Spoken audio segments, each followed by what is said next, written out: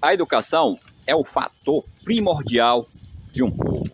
Sem educação, o povo não pode evoluir. E hoje nós vamos falar um pouco da educação e também da história desse colégio, Estado da Paraíba. Esse colégio foi fundado na década de 60, ou seja, em março de 1964. Com o avanço cultural, ele passou a ser chamado de Unidade Integrada Estado da Paraíba. Isso porque ele foi construído com recursos daquele estado, por isso o nome Estado da Paraíba. Nós vamos entrar aqui no colégio e contar um pouco da história desse centro de ensino. Estamos entrando aqui a secretaria. Aqui há algumas plaquetas de reformas. Vamos entrando mais aqui para mostrar esse relevante colégio. Aqui nesse pátio já funcionou uma sala de aula, isso porque a quantidade de alunos era bastante.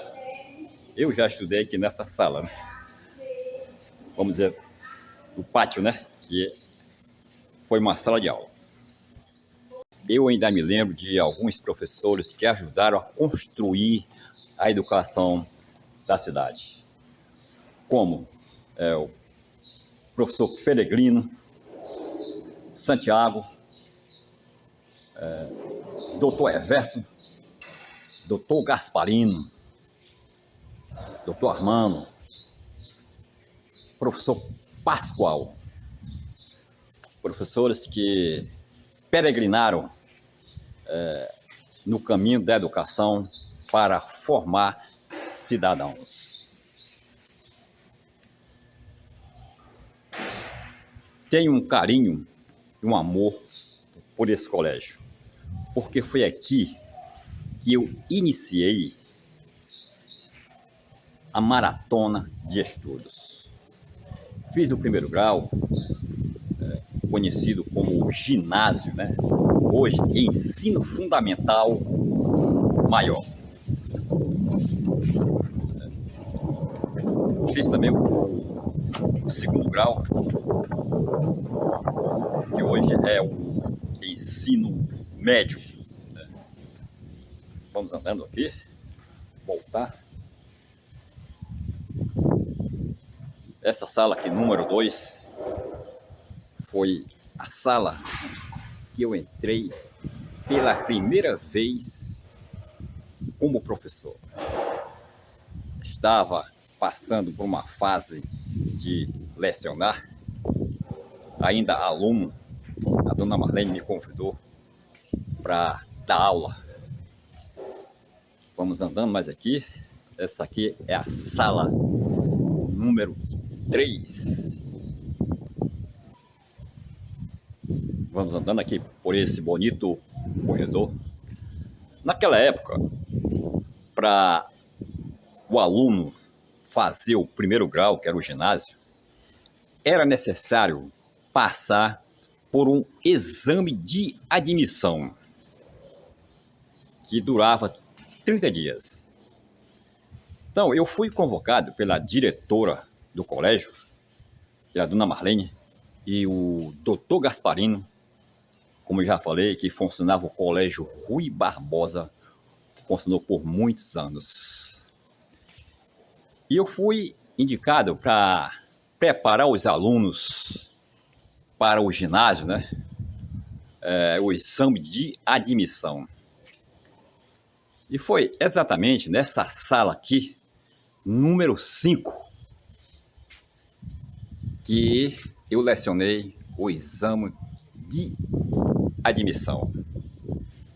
Aqui tenho até uma história que faz parte da minha vida educacional e até em relação à namorada, foi aqui que eu arrumei a minha primeira namorada. Uma coisa legal que fica marcado na vida da gente. Eu acredito que naquela época o estudo era levado assim mais a sério, vamos dizer, as pessoas tinham um amor assim mais forte pela educação. Vamos andando mais aqui. Mostrar aqui a nossa direita, a quadra de esporte, futebol de salão, né? Naquela época havia campeonatos de interclasse, né? Havia também o time dos professores. Eu me lembro que eu joguei uma vez pelo time dos professores. Joguei bola aqui, corri muito, porque eu nunca fui bom de bola. Corria muito, esforçado, mas a bola não era comigo. Eu tive que partir para educação. Vamos andando mais ali, mostrar uma outra sala ali do outro lado que também funcionava uma sala de aula. Vamos andando aqui mais um pouco e aqui nos fundos funcionava uma sala de aula. Aqui é a sala número 6, onde também eu já estudei aqui, né?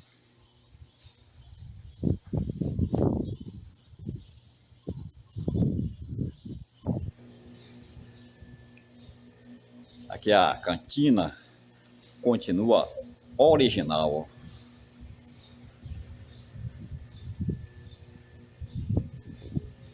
Esse é o Colégio Estado da Paraíba, que na minha concepção é um dos colégios de grande relevância e pioneiro na arte de ensinar, de formar cidadãos. Se eu tivesse que levar para o mundo do além uma coisa material, eu levaria esse colégio. Colégio que marcou muito na minha vida educacional. Já citei que lecionei nesse colégio. E foi aqui que começou a minha trajetória educacional. Agora nós vamos falar com o professor Wagner, um dos professores de grande relevância desse colégio. Eu estou aqui com o professor Wagner, um dos professores conceituados aqui de Dom Pedro, que trabalha em vários colégios, que vai falar um pouco sobre a educação de nossa cidade. Bom dia, Wagner. Bom dia, professor. É um prazer estar. Espero dar minha contribuição, minha pequena contribuição para o seu projeto, que é um projeto brilhante. Olá, Wagner. Wagner, há quanto tempo que você leciona, que você trabalha nesse caminho da educação, que é um caminho difícil?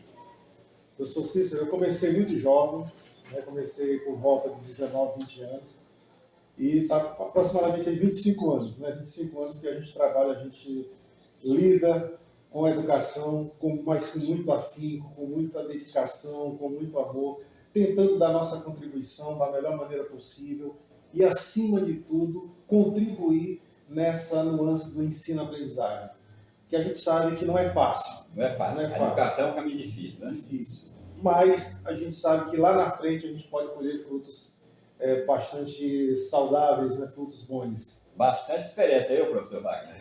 Obrigado. Professor, como é que você vê a educação hoje, de 15 a 20 anos para cá? Ela está estabilizada, ela avançou, ou está melhorando? Como é que está a educação? Boa pergunta. Certamente houve avanços. E esses avanços a gente pode perceber, professor, quando você, inclusive, vê né, as plataformas disponíveis de ensino que nós temos hoje. O aluno ele não se limita mais somente a ouvir o professor, pegar o conteúdo do livro didático e estudar. Não, hoje são plataformas diversas. Nessa trajetória, claro, existem os percalços dentro da educação, às vezes a falta de investimento, né, que é um gargalo a ser reparado ainda na nossa educação. Mas houve avanços, sim. Eu sou bastante otimista nesse ponto. O que a gente percebe, às vezes, é que essas mudanças, né, esses avanços, eles às vezes não são tão notórios porque as pessoas acham assim, nós somos imediatistas, a gente quer ver o resultado já. Tá? Mas houve sim, eu acredito que, apesar de nós termos ainda números ainda tímidos, mas eu considero que a gente teve avanços significativos nesse processo. A gente também não pode também se atrelar a um passado com muitos problemas e que geralmente as pessoas que venciam naquela época eram muito vistas, né? Você tinha ilhas de exemplos de sucesso na educação. Hoje a gente tem um número melhor e maior, né? Avançou muito, né? Eu acredito que nós tivemos um avanço significativo, sim. Sim. É claro que tem também, tivemos problemas a ser resolvidos de ordem diversas, né? Enquanto, professor, esse caso de, vamos dizer assim, de evasão escolar, houve muita evasão escolar, os alunos que saíram da escola, eles voltaram, como é que você está vendo esse fator? Primeiro, professor Cícero, a gente tem que entender que a evasão escolar é um processo que, infelizmente, vem ocorrendo no nosso país há um bom tempo. E os motivos são diversos. Mas se você pegar, por exemplo, o ensino fundamental 1 e 2, por que o aluno dessas séries há uma evasão? Primeiro, a escola às vezes é distante de casa. Certo. O transporte também é falho. E isso são fatores que contribuem. Depois, outros fatores, estrutura nas escolas, merenda escolar, ela tem que ser contínua, né? Ela tem que ser contínua. Às vezes você tem projetos de escolas modelos, de escolas que vão auxiliar, inclusive, na manutenção desse aluno na escola, mas elas ficam, às vezes, no centro da cidade. Elas têm que existir em áreas vulneráveis. Tem que fazer um estudo de caso, descobrir quais são as áreas mais vulneráveis, e aí sim, você leva a escola até aquele aluno necessitado, que necessita não só do conteúdo do livro, mas também de uma vivência, de uma sociabilidade, para a partir daí você inserir e ele não querer mais sair da escola. Então, esse conjunto de fatores, eles terminam fazendo com que eu desmotive o aluno. E se você pegar lá no médio, você vai ter esses problemas e outros. Por exemplo, conteúdos descontextualizados da realidade do aluno, né? Metodologias antigas, arcaicas, que o aluno não se sente motivado para tentar aprender. Então a gente precisa rever essas coisas. Agora, mesmo com esses problemas, você acredita que a tendência é a educação melhorar? Sem dúvida, eu sou muito otimista. Existem mecanismos que estão sendo implantados na educação, chamadas metodologias ativas, metodologias inovadoras, que vai aprender esse aluno na escola, modelos educacionais que nós devemos inserir no já existente, né? Você vê que nós estamos em plena revolução nesse momento, a revolução industrial é a quarta revolução industrial, também chamada Indústria 4.0, que está destinando à educação também conceitos importantes, que a educação pode se apossar desses conceitos e introduzir, como, por exemplo, gamificação para aprender o aluno. O aluno vive muito no celular. Hoje, os meninos, em geral, né? E você, às vezes, tira esse celular do aluno. Pô, eles são nativos digitais. Você pode trabalhar isso para eles. Eles conhecem isso. Não adianta você vai tirar isso deles. Então, você vai fazer o quê? Vai inserir, né? Também você vai se inserir como educador e com os conteúdos didáticos nessa plataforma, e certamente isso vai ajudar a manutenção desse alunado na escola. A gente tem que que entender, né, a vivência desses meninos no contexto deles ali e a partir desse momento, né, também aplicar metodologias inovadoras para que esse aluno se mantenha e a gente venha diminuir esse problema que é um problema muito sério. Né? Certo. Professor, eu quero agradecer você, eu desejo que você continue nesse trabalho difícil da educação, ajudando a formar cidadãos, e muito obrigado pela entrevista. Viu? Eu agradeço a você pela contribuição e estou disponível sempre a ajudar nesse quesito. Obrigado, Cícero.